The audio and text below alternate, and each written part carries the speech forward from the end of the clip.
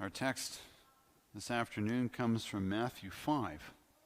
We'll read the first 5 verses, which of course is the first 3 Beatitudes. In Brampton, we've had a series on the Sermon on the Mount. It's lasted 10 or more weeks. This is the second sermon in that series, and the first of 3 sermons on the Beatitudes. So, let's read Matthew 5, and we'll read verses 1 through 5. Seeing the crowds, he went up on the mountain, and when he sat down, his disciples came to him. And he opened his mouth and taught them, saying, "Blessed are the poor in spirit, for theirs is the kingdom of heaven. And blessed are those who mourn, for they shall be comforted. And blessed are the meek, for they shall inherit the earth." Thus far, our text.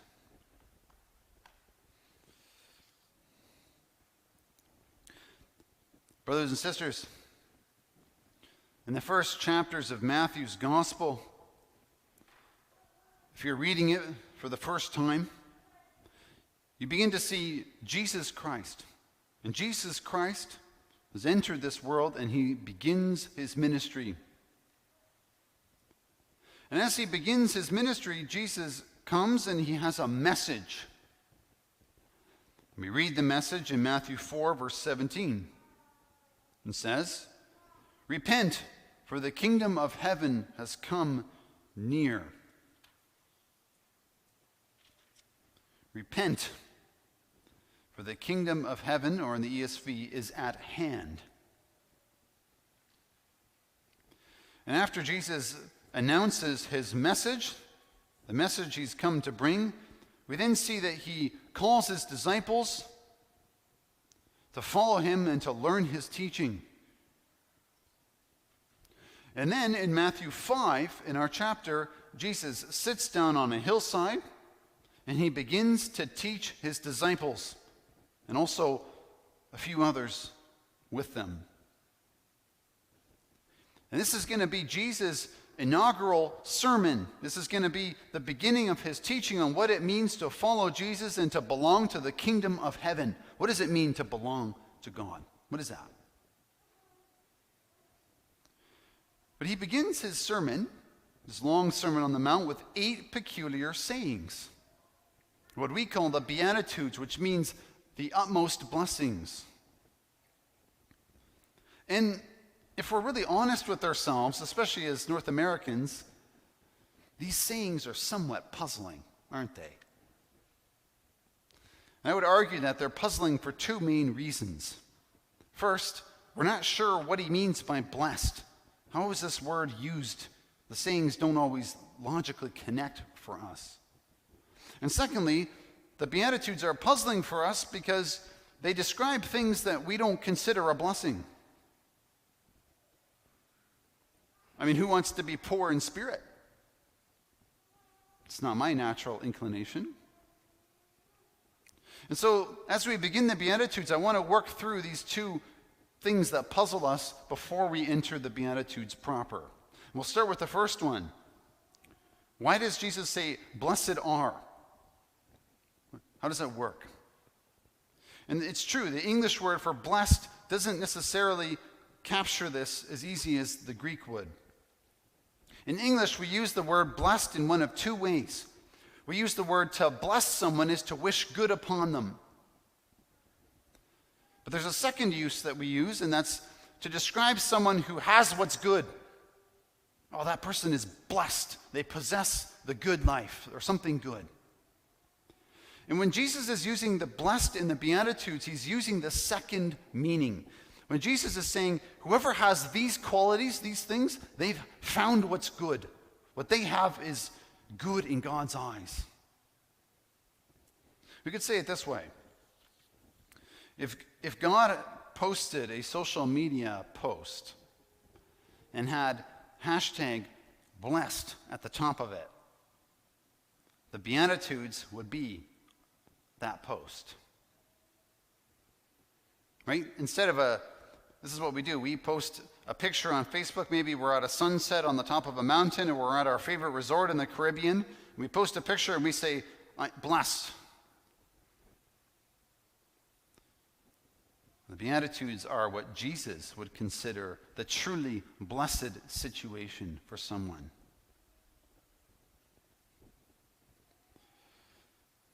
Now, you might say, well, why is the Beatitude person so blessed? Well, it's very simple.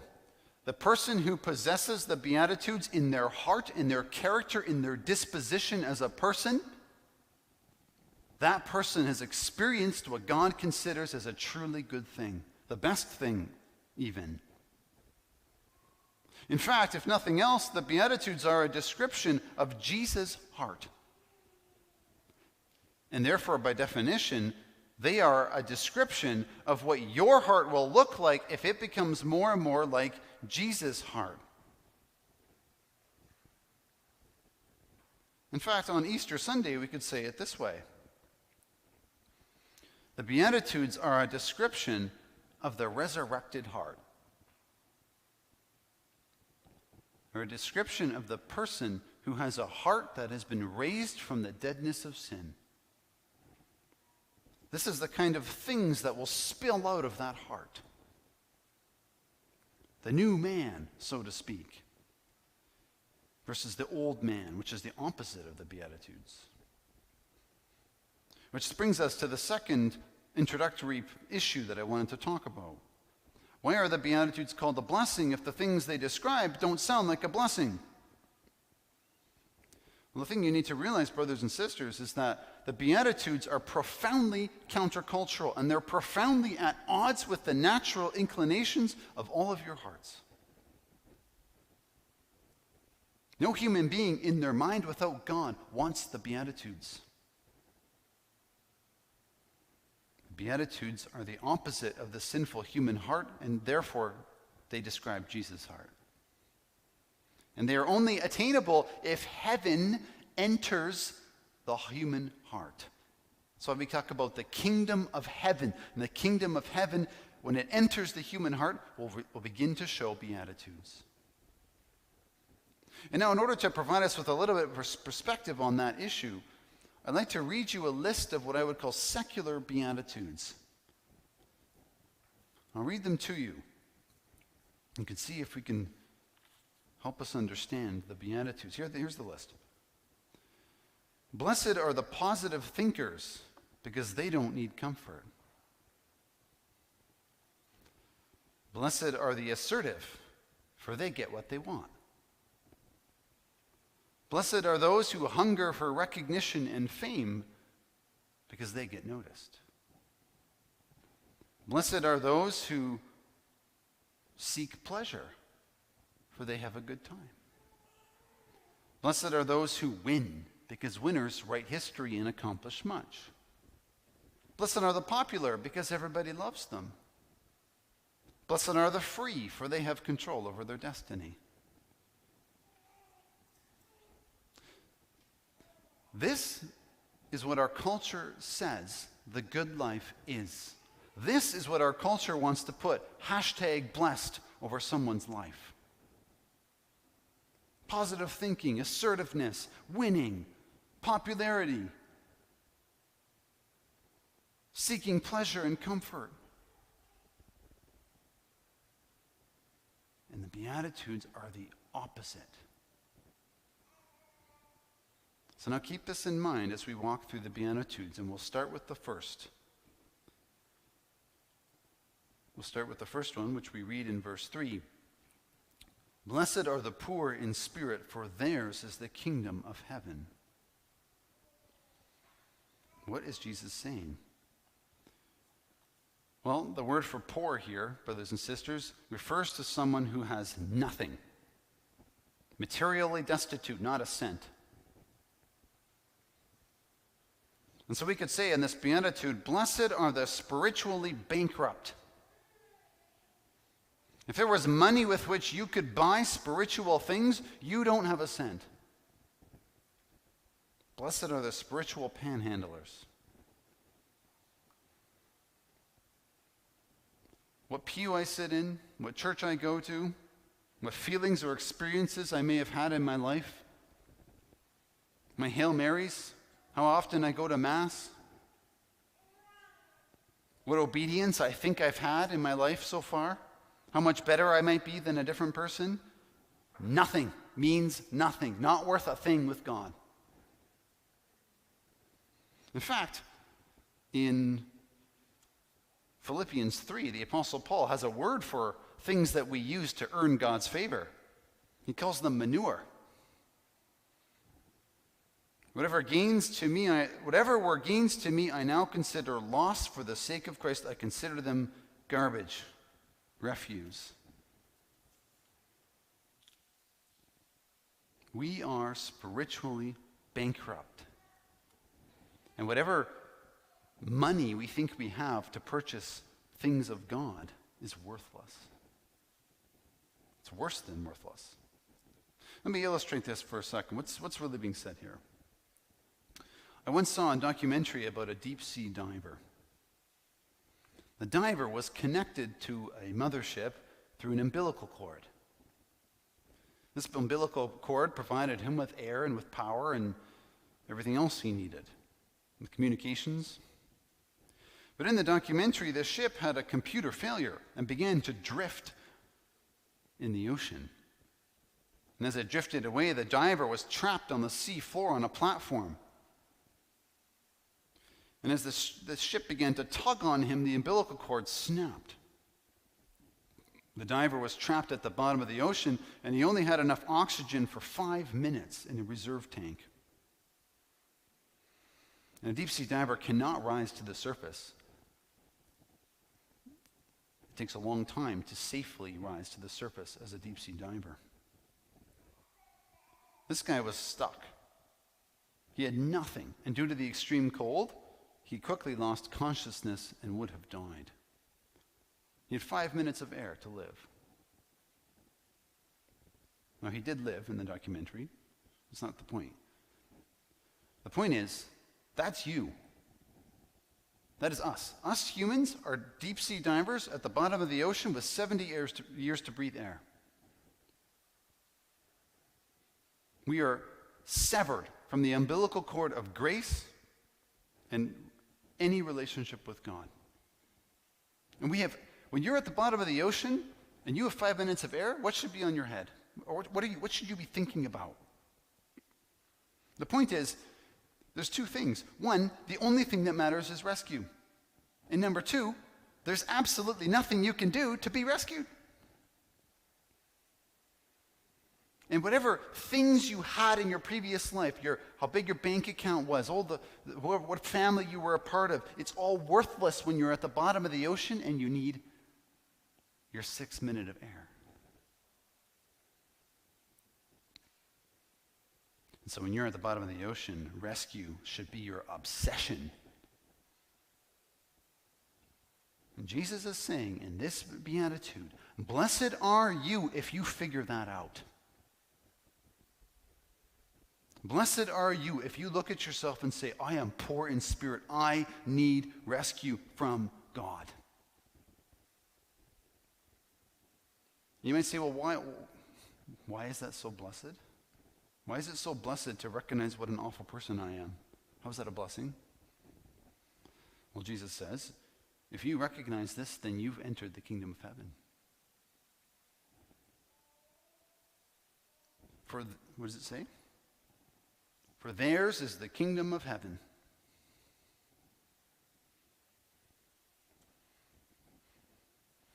So let's just put this issue to bed right now. How does someone recognize... Do I need to go to St. Peter's Basilica in Rome and do a 50 Hail Marys to get salvation? Is that what I need to do? Do I need to have some massive personal experience with God appearing to me with a vision? Is that what I need? Will that help me get to heaven? Maybe. No, the point is, if you recognize you are a sinner in need of rescue, that is the way you enter the kingdom of heaven. If you look at yourself and you say, God, save me. I've got nothing. Please rescue. And Jesus says, the kingdom is for you. Now, you might ask yourself, well, okay, so I need to recognize that I'm spiritually poor. That's the thing I need to do. Well, ironically, you can't even make yourself see your own spiritual poverty. If you were able to make yourself see your own spiritual poverty, you would have spiritual currency, and you don't. No. God gives you the ability to recognize your spiritual poverty. That's why seeing your spiritual poverty is an evidence that God has already been working in you. And the irony is that we human beings naturally think we're spiritually rich. And the irony is that we're not. I'm often reminded of what a pastor once said to me. He said, you know, Eric, God doesn't need you. And I was like, excuse me? He said, God doesn't need you. God can build his kingdom without you, and don't you forget that. Building the church is not about you. He's speaking into my heart, a heart which is tempted to think of how spiritually rich I am. Oh, but look at how many years I've been a member of the church, and I went to seminary. Oh, no, it doesn't matter. Brothers and sisters, more than anything, we recognize our spiritual poverty when God chooses to confront us with the full glory of who he is. This is why God once met the prophet Isaiah in all his glory. When Isaiah 6, and when Isaiah is in the throne room of God and he's confronted with the full glory of God, what does Isaiah do? Woe is me, I am ruined, I am a man of unclean lips, I live among a people of unclean lips. Oh, I'm nothing. This is the irony, is that if we actually know who God is, we instantly recognize that we're worth nothing. But blessed are those, and we'll come back to this, blessed are you if you understand this, because then the kingdom is open to you. In fact, it's already in you. But let's move on to the next one. We'll return to this. Grief. The next one is verse 4. Blessed are those who mourn, for they shall be comforted. We could say it this way. Blessed are those who experience deep, piercing sorrow. Grief. And the full grief. Not the grief we have when our favorite hockey star gets injured. No, the grief that happens when someone close to us passes away. Now you might say, well, okay, how is it good to grieve? I mean, isn't grief an effect of sin? How can grief be blessed? It's a little far-fetched. Here's the point. Grief is the appropriate reaction to the world as it is.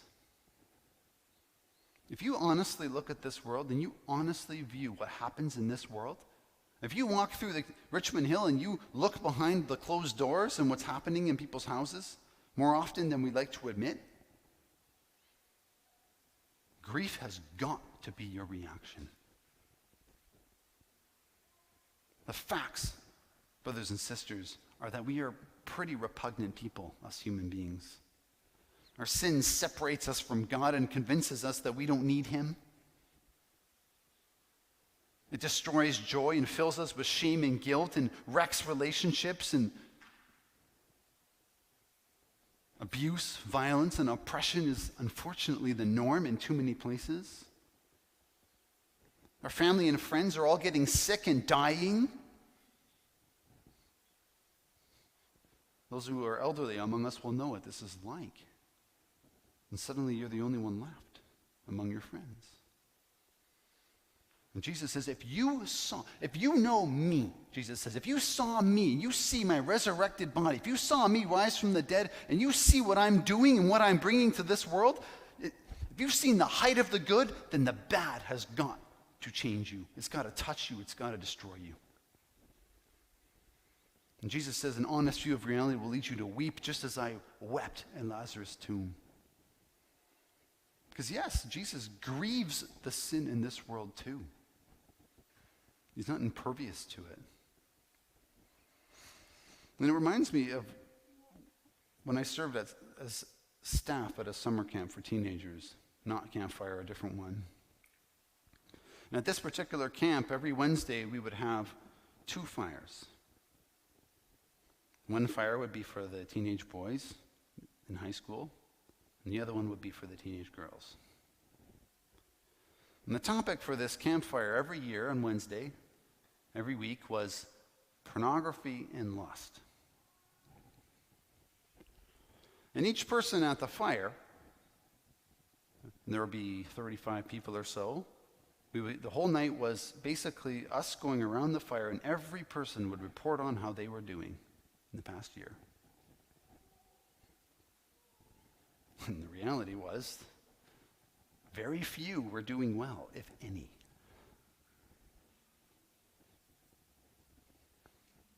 That should be an encouragement to parents.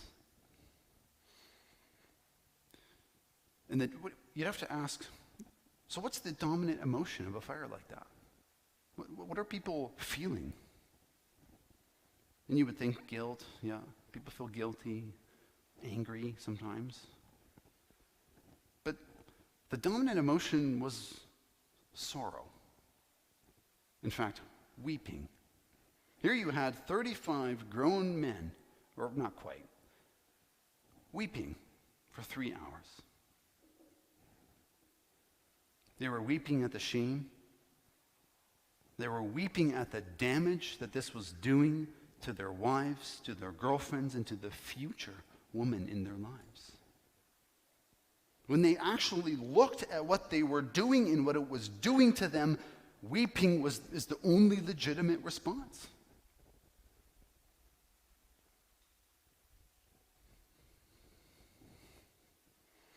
And Jesus is saying, blessed are you if sin does that to you. And we could say, cursed are you if sin does nothing to your heart, if you're impervious to the damage it does. But blessed are you if it wounds you and destroys you down to the core of your being. Blessed are you if it makes you weep. And Jesus says, blessed are you, because guess what? It makes me grieve too. If nothing else, this Beatitude should teach us that grief is entirely natural for the Christian. Because I know that some of you are grieving, and you've been grieving for a long time. Some of you are grieving for someone that passed away years ago. And Jesus says it's okay. I understand that. Grieving, the church should be a place where grieving is natural. Because it makes sense to grieve considering the loss of a loved one. And then Jesus says, blessed are you particularly because, why? The comfort of Jesus is now available to you. Blessed are those who mourn, for they will be comforted. Blessed are you if you've seen the bitterness of your sin, for that means you're ready to receive the goodness and the forgiveness and the comfort of Jesus Christ. Suddenly, the resurrection of Jesus Christ seems like a pretty good thing.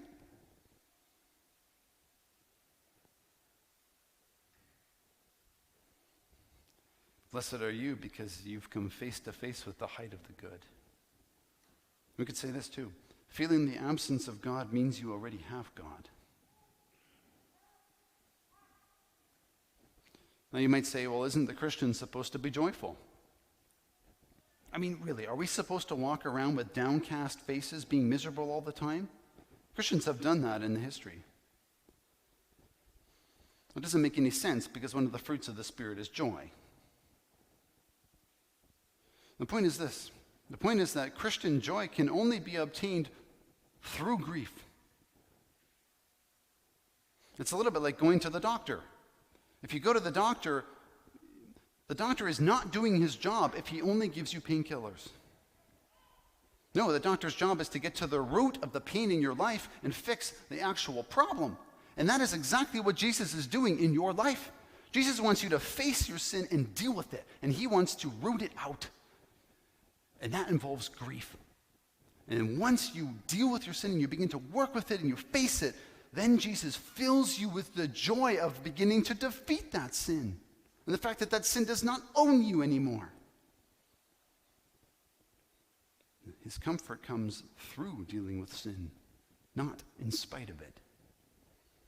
In fact, a great deal of the joy in the Christian life is putting sin to bed and defeating it and showing victory over it through Jesus.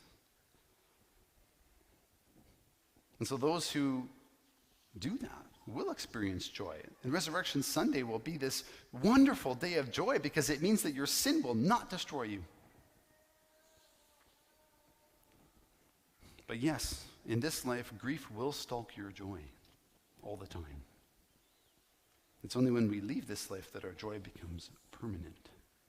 Let's go to our final beatitude. Blessed are the meek, for they shall inherit the earth.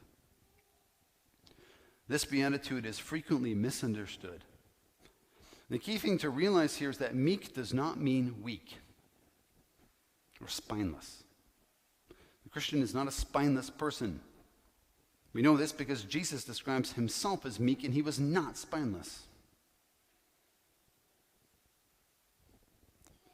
In Scripture, the word for meek is often used for a person who puts himself last and puts others first.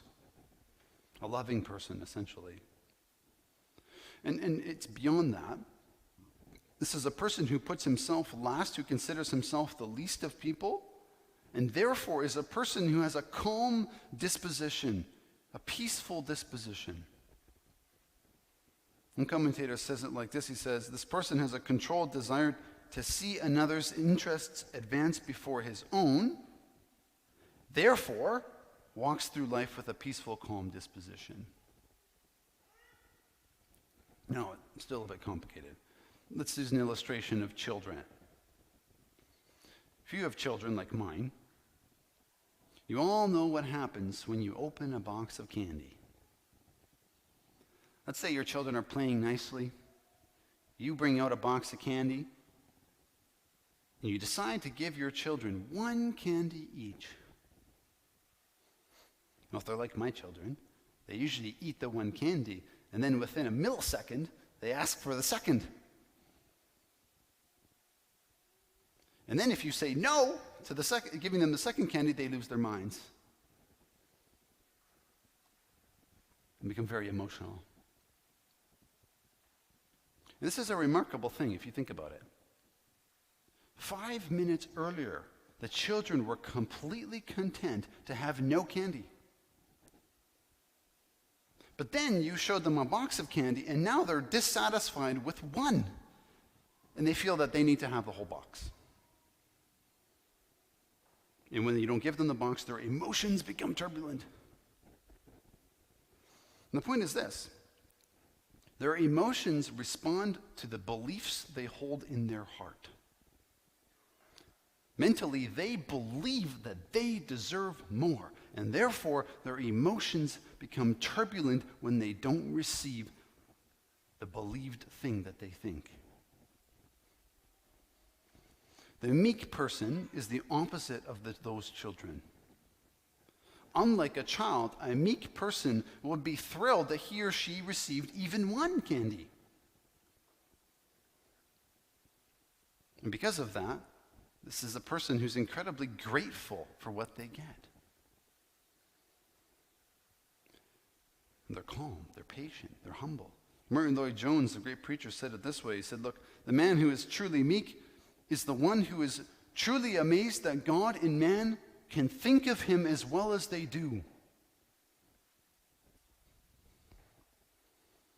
And James even comments on this in James 4, verse 1. He says, look, what causes fights and quarrels among you? Don't they come from your desires that battle within you? You desire, but you do not have, so you kill. And you can see this connection between what you believe here and how you act with other people. Now again, true meekness cannot be produced by you. It's something that flows from your encounters with God, from being indwelt by God. And true meekness also is not to have a low view of self, necessarily. True meekness is not to think of yourself at all. The truly meek are consumed with God and with other people and their needs. They don't even consider their own needs. This means that the truly meek man doesn't engage in self-pity. Oh, my life is awful because I didn't get this and this. My boss treated me this way. Woe is me. There's none of that. There's just, how can I serve? You know, this here we reach the most profound irony, because look at the reward for the meek. Blessed are the meek for what? They shall inherit the earth. Now think about that for a second. The meek, by giving up everything in this life, receive everything in eternity. Because the meek have absolutely everything in Jesus Christ, they don't need to actually possess or take anything in this life. Everything in this life can be a gift to other people, because the next life, they have more than enough. This is why meekness is actually the origin of all generosity. It's the idea that I don't deserve a single thing other than Jesus, and I don't even deserve that either.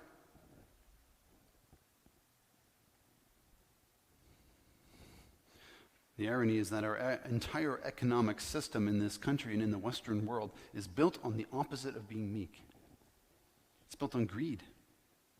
Our world is tailored towards this grasping, coveting, grabbing heart. It lionizes the ambitious and the assertive. Take what you can while the getting is good. And men who have rapaciously destroyed the environment and entire peoples are lionized for their success. And it's not to say we can't build businesses. The question is why? That's the question you need to answer as you think about it. Why do you live the way you do? Do you live so that you can get while the getting is good, or do you live in such a way that everything you get is meant to help other people and to serve God? Which is it? I think the answers for most of us would be uncomfortable. No. True meekness is giving. I have everything in Jesus. I don't need the things of this world. I don't need to be consumed with them, and I don't need to be turbulently emotional about what I'm not or getting or maybe getting or not. I don't need to be furious that I didn't get the promotion I want. I didn't need to be angry and resentful for years because my parents didn't do this and this and this for me. No. You've got Jesus. What more do you need? Jesus is better than all that anyway. There's now finally one last comment here. The meekness of the kingdom is not laziness or spinelessness.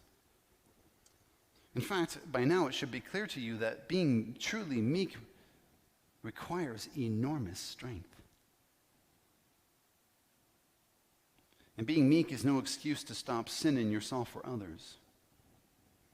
In fact, if a man decides to break into your house and steal your children, you're going to stop him. Why? Because that's best for your children.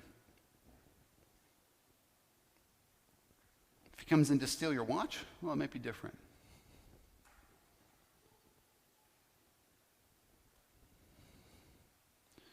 Let's conclude. The first three Beatitudes are a description of the spiritually awakened human heart. A heavenly, indwelt heart. See, when a person meets Jesus and is filled with the Spirit, these things begin to happen. They begin to become our character. We recognize our poverty, utter poverty of spirit. We become desperate for rescue from Jesus Christ. And in the next sermon, which I may preach here, you hunger and thirst after righteousness. We'll leave that for another day. And the magnificence of the Beatitudes, brothers and sisters, is that spiritual poverty is the prerequisite for entry. The only people that can't enter the kingdom are the people who think they don't need it, or who think they deserve it. You see, and the gospel here is fantastically rich, isn't it? If you're sitting at home or you're sitting here and you're thinking to yourself, man, I'm an awful person. I don't look like the Beatitudes. That's not what my human heart looks like. I don't fit this. And if you're feeling a bit panicked, good. Because that means you've already begun to mourn. If you're sitting here and you're going, man, my life is a wreck. I haven't done anything right. My heart doesn't look like this. You're in the right place. The kingdom is for you. And if you're here and you're grieving and you can't stop crying and you're mourning all the mistakes you've made, if grief is all too common in your life, well, then blessed are you.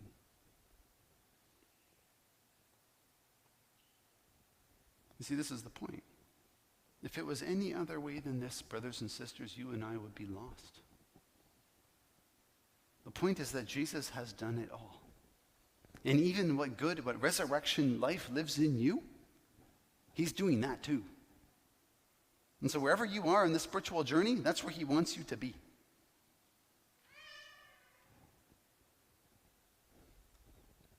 What he asks is that you come to him and worship and put your faith in him. Just come. That's it. Stop looking at yourself. Just come and go.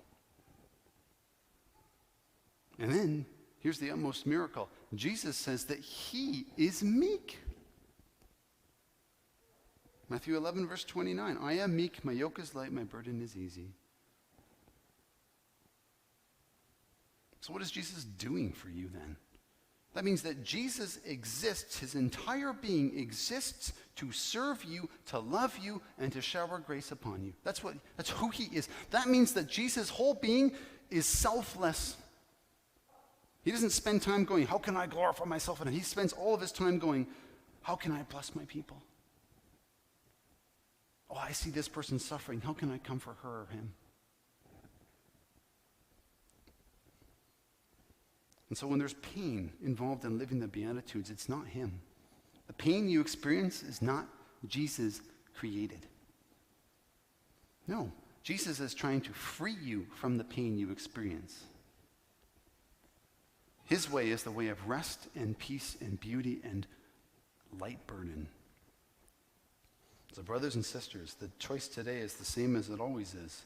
Come to Jesus and the kingdom will be yours. Amen.